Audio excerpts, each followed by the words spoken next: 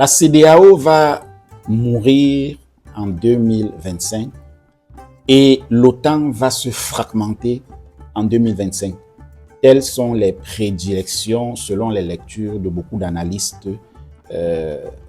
géopolitiques sur la scène internationale et également les lectures et les prédictions des rendez-vous africains. Vous savez pourquoi les experts disent cela?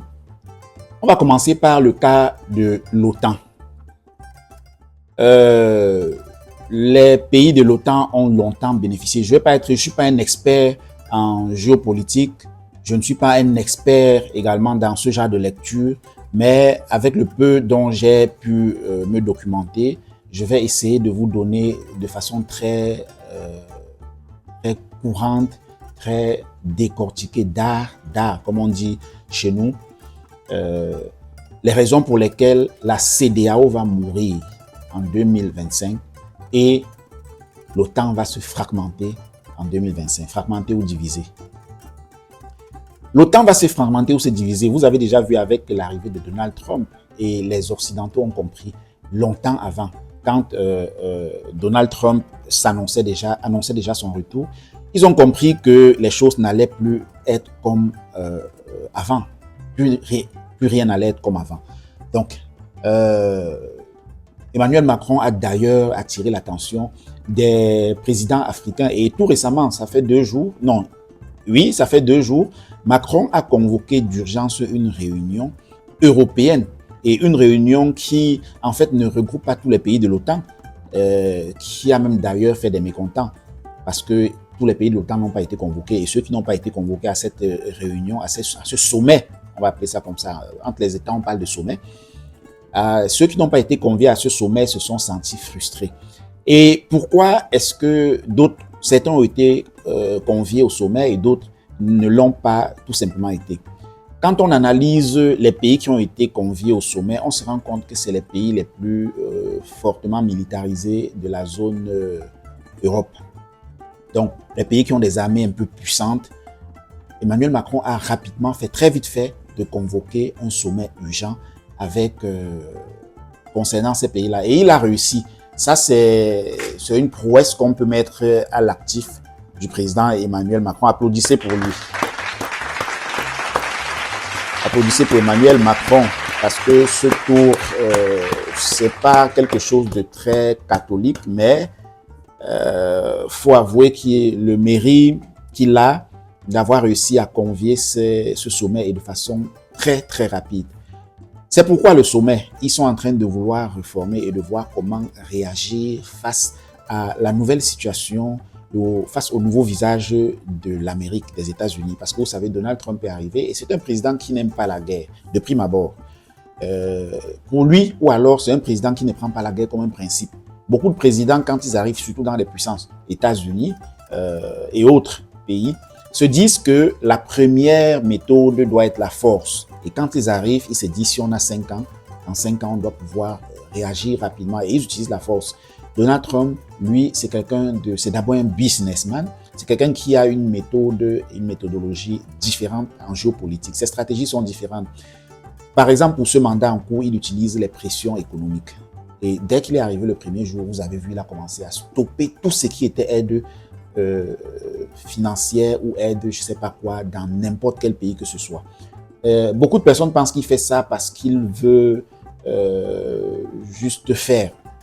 Non, mais l'Amérique était déjà en souffrance. Beaucoup d'Américains se plaignaient.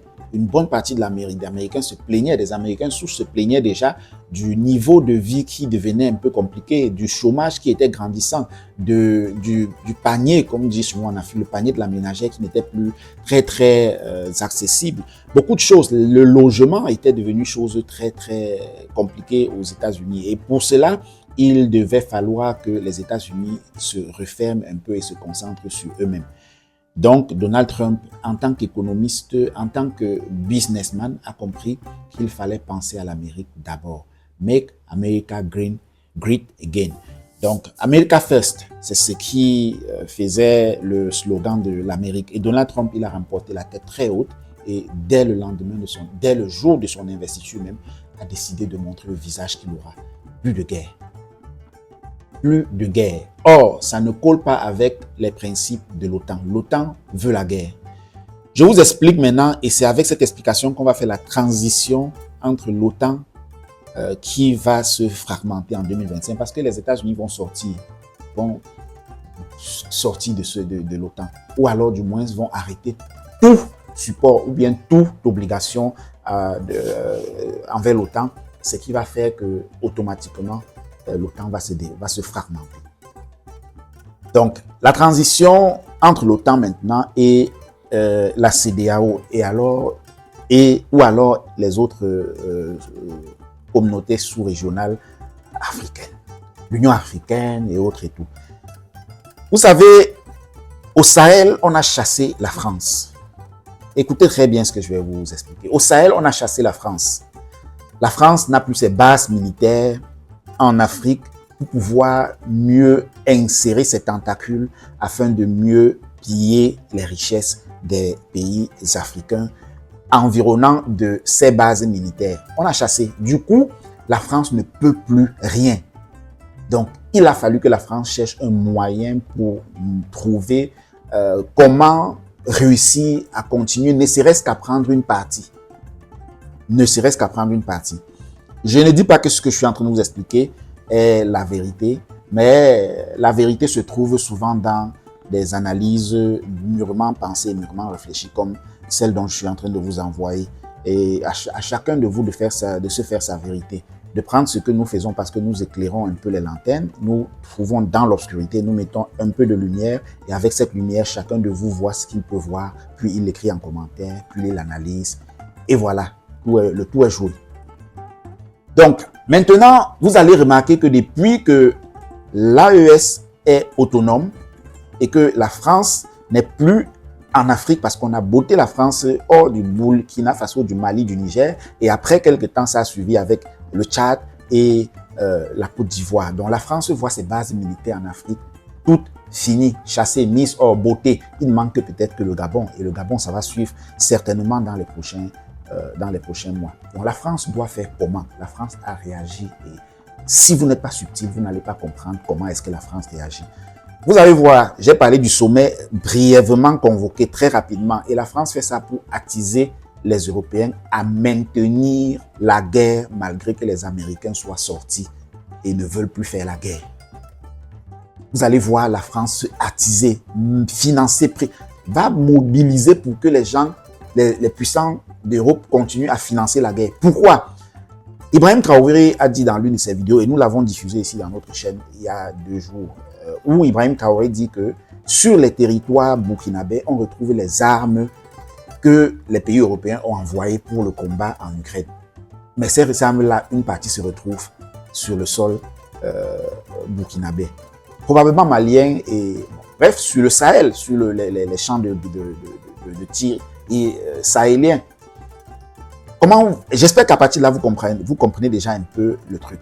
Il faut bien qu'il y ait un motif pour que les gens envoient les armes et de là, on fait sortir les armes en quantité et de là, on réussit à détourner pour faire entrer les armes un peu de partout à dispatcher. Parce que s'il n'y a pas ce genre de guerre qui justifie les sorties d'armes de la France, comment est-ce qu'on va pouvoir financer les terroristes en Afrique? Quand il y avait les bases militaires et que la France était là sous couvert, disant on est en train de vouloir aider opération Barkhane, opération Sangaré ou c'est quoi, opération si, la France profitait de ces opérations-là pour financer les terroristes. Mais, comme la France a été bottée très loin, vous voyez qu'il n'y a plus de moyens en Afrique, alors il se pourrait, je ne dis pas que c'est vrai, il se pourrait que la France attise le feu au niveau de l'Ukraine, malgré qu'il voit que l'Ukraine est en train de perdre la guerre de tous les côtés, par tous les moyens. Mais vous savez, quand quelqu'un est en train de... Quand un suicidaire voit qu'il a tout perdu, il est prêt à perdre même sa vie parce qu'après, s'il ne perd pas sa vie, il va souffrir. Il préfère perdre sa vie. Donc, tout faire pour maintenir le foyer de tension ukrainien afin de justifier dans les budgets et tout une sortie d'argent et d'armes pour que quand c'est sorti, de là, on trouve juste le moyen de renvoyer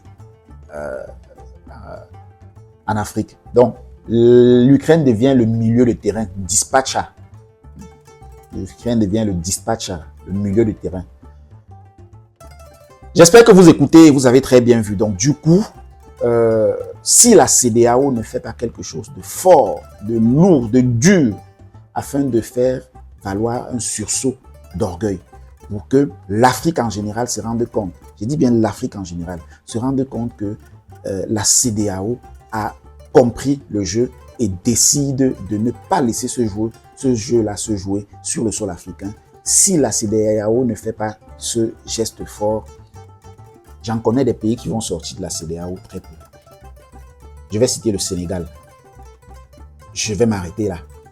Mais rassurez-vous, il y a au moins 3 autres pays dont je peux citer tout de suite là. Mais pour le moment, je vais citer le Sénégal parce que c'est ce qui vous sautera sûrement directement aussi à l'œil quand vous allez voir. Donc, si la CEDEAO ne réagit pas, beaucoup de pays vont quitter la CEDEAO et ça sera la fragmentation totale de la CEDEAO en 2025. Partagez massivement cette vidéo, faites-la suivre à tout le monde. Le but, c'est que les présidents africains écoutent cette vidéo. Que les présidents africains écoutent cette vidéo. Que les chancelleries africaines écoutent cette vidéo. Que les gouvernants africains écoutent cette vidéo. Nous ne savons pas.